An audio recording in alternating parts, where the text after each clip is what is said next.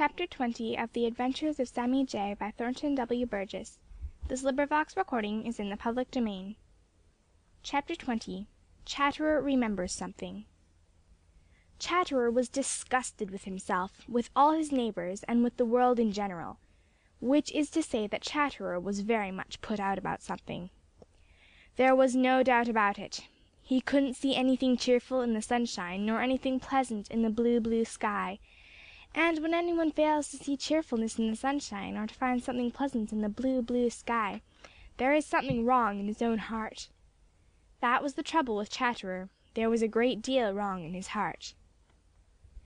In the first place, it was filled with anger, and anger, you know, will take all the joy and pleasantness out of anything.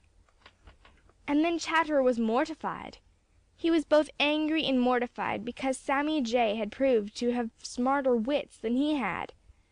So, as soon as he could do so without being seen, he slipped into his new home in the old house of Drummer the Woodpecker in an apple tree in the Old Orchard, and there he sulked for the rest of the day.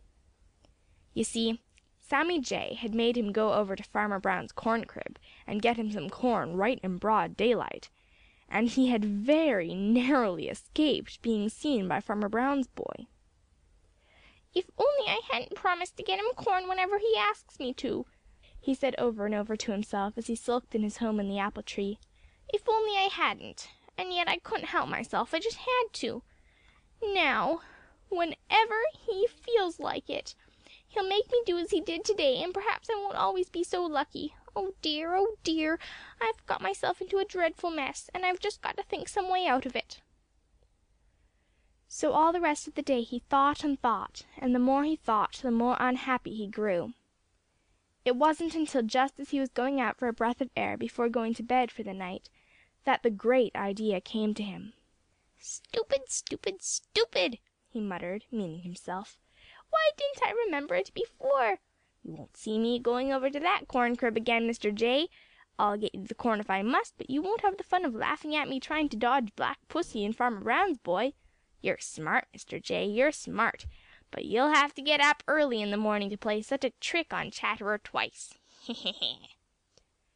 Right away he felt so much better in his mind that he had a brisk run along the old stone wall, and then turned in for a good night's sleep.